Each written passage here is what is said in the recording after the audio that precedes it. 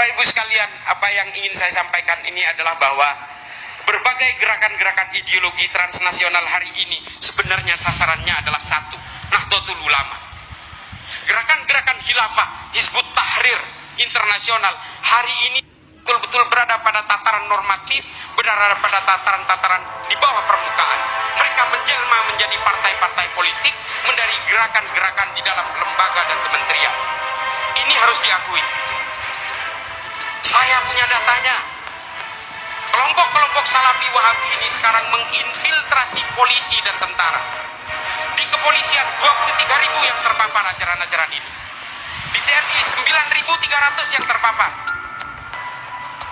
Mohon maaf Bapak dari kepolisian dan TNI, saya bertanggung jawab dengan data ini. Dan hari ini mereka membentuk firqah-firqah dan organisasi kecil-kecil yang mereka namakan Toliah di dalam kepolisian yang bernama Polisi Cinta Sunnah. Setelah ketahuan oleh Mabes Polri, dirubah menjadi pembelajar cinta sunnah. Dan hari ini semua dari mereka sudah dipetakan, diprofiling, dan diberi pilihan. Mau jadi polisi atau keluar dari kepolisian. Sebagian dari mereka menyatakan keluar dari kepolisian. Mereka lebih memilih mereka. Nggak apa-apa daripada kita, polisi kita dipenuhi oleh sampah-sampah ideologi seperti ini. Ini kan disiarkan.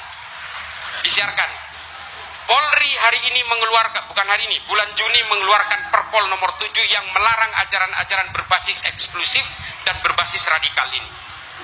Sudah keluar aturannya, tinggal diikuti oleh lembaga-lembaga lain. Polri menjadi motor dan alhamdulillah saya menjadi tim perumus dari aturan itu. Jangan banyak si teromati nagula nih kah. Nah, ajaran-ajaran berbasis khilafah ini kemudian berusaha menunggangi agama untuk menghipnotis kita seolah-olah khilafah ini adalah ciptaan Tuhan, seolah-olah ini warisan Nabi Muhammad, lalu kemudian supaya kita terbius bahwa khilafah ini adalah proyek masterpiece yang harus kita laksanakan. Salah seorang pendakwah pernah saya protes, pendakwah terkenal, dia membawakan hadis yang mengatakan bahwa jika orang Islam tidak mau menganut sistem ideologi pemerintahan khilafah, maka dia termasuk orang yang berkhianat terhadap Islam. Dia membawakan itu dari hadis Imamul Hakim dalam Al-Mustadrak ala Sahihain. Saya bantah itu.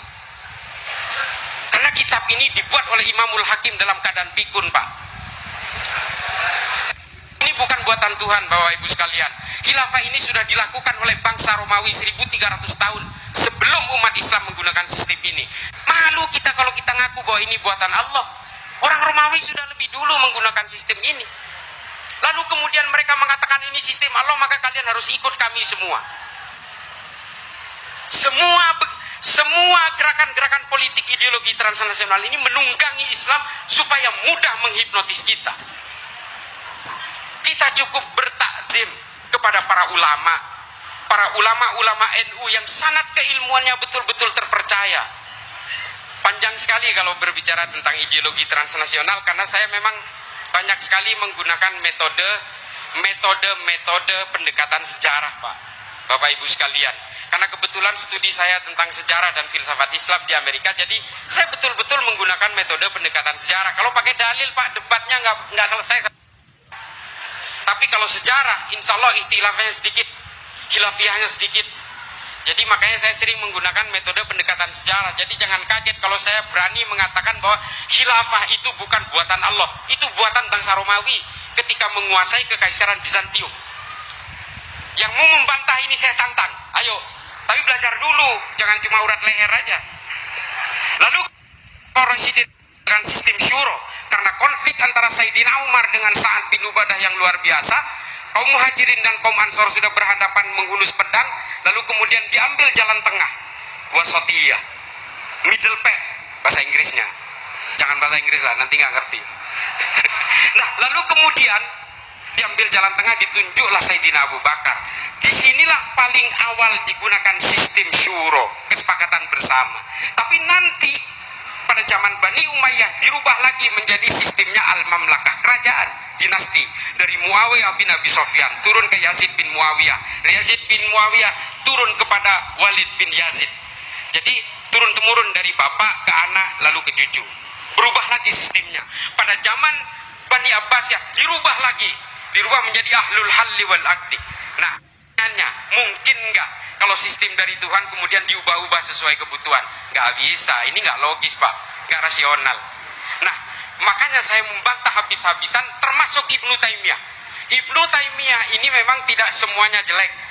Mungkin yang saya anggap sangat antagonis mungkin al-wala wal bara, tapi kritik Ibnu Taimiyah terhadap sistem ahlul halli wal aqdi ini patut kita hargai, karena menurut Ibnu Taimiyah ahlul halli wal aqdi ini adalah ciptaan bangsa Romawi. Saya sepakat dengan itu.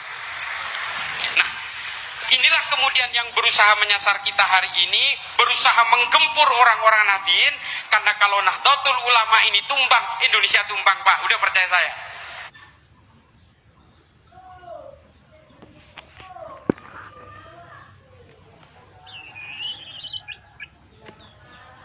Dan hari ini paling terakhir saya dilibatkan oleh pemerintahan Somalia untuk merumuskan bagaimana konflik di sana itu supaya cepat selesai. Persoalannya Somalia ini sistemnya sama Pak, agamanya sama, tafsirnya sama, madhabnya sama, manhajnya sama, ijtihadnya sama. Semua ulamanya lulusan Mekah dan Madinah. Mereka sepakat mengharamkan musik, mereka sepakat mengharamkan maulidan, mereka sepakat mengharamkan tahlilan, mereka sepakat mengharamkan haul, mereka sepakat mengharamkan ucapan Natal dan sebagainya.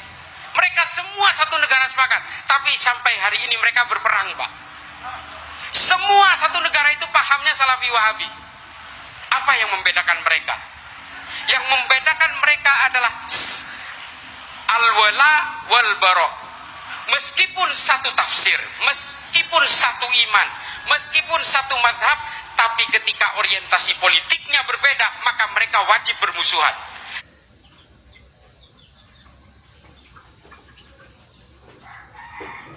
Setengah dari Somalia dikuasai oleh the Government of Republic of Somalia, setengahnya lagi dikuasai oleh Al-Shabaab. Perangnya belum selesai sampai hari ini.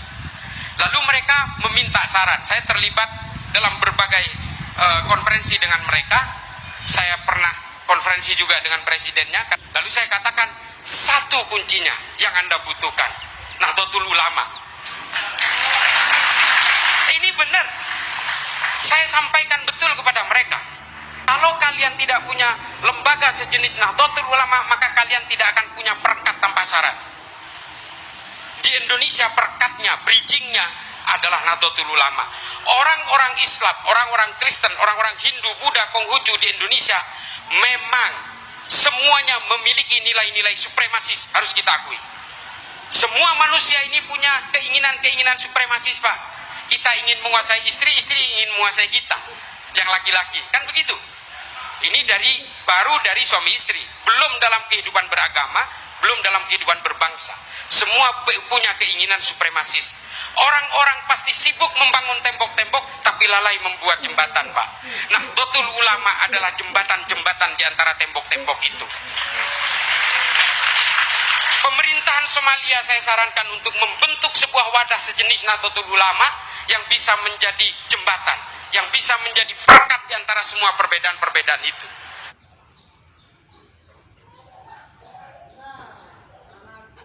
Nah, betapa pentingnya Nahdlatul Ulama. Saya tidak mau taklid juga, tidak ingin terlalu memberhalakan juga, tapi ini adalah fakta yang kita rasakan hari ini. Kalau Nahdlatul Ulama ini terpecah belah, terpengaruh oleh ajaran-ajaran ideologi transnasional seperti Salafi, Wahabi, dan kelompok Hizbut Tahrir, maka kita tidak mustahil akan saling bacok sesama teman nih. Kita akan saling tebas Pak. Ini harus kita jauhi Pak.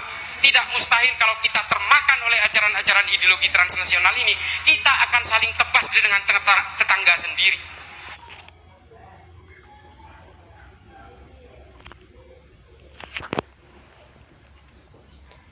Itulah yang telah disampaikan oleh Cak Islah tadi tentang bahayanya daripada gerakan Salafi Wahabi ini.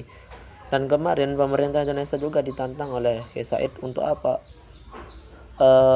Untuk tidak memberikan izin atau untuk menghapuslah gerakan Wahabi Salafi ini. Karena kenapa? Karena ini merusak negara. Seandainya seperti yang dikatakan tadi oleh Cak Islah itu, ketika Indonesia tidak ada NU, maka kita saling bacok sudah. Karena NU lah yang menyatukan ini, yang merangkul kaum minoritas. Kita bisa lihat di sekarang ini. Di sisi lain bahwa Salafi Wahabi ini mengklaim dirinya selalu benar. Orang lain salah semua. Yang benar itu ya mereka sendiri. Sehingga apa? Sehingga terjadi yang namanya mereka tuh berpikir sangat sempit sekali. Dikit-dikit haram, dikit-dikit haram. Mengucapkan selamat Natal haram. Dan kita sangat bersyukur ada Nahdlatul Ulama di bangsa tercinta kita ini, Indonesia NKRI harga mati. Sekian, terima kasih Cak Islah atas motivasinya, atas nasihatnya, atas ilmunya. Hadanallahu wa iyyakum ila sabil falah wal muwaffiq aqwamit thariq. Assalamualaikum warahmatullahi wabarakatuh.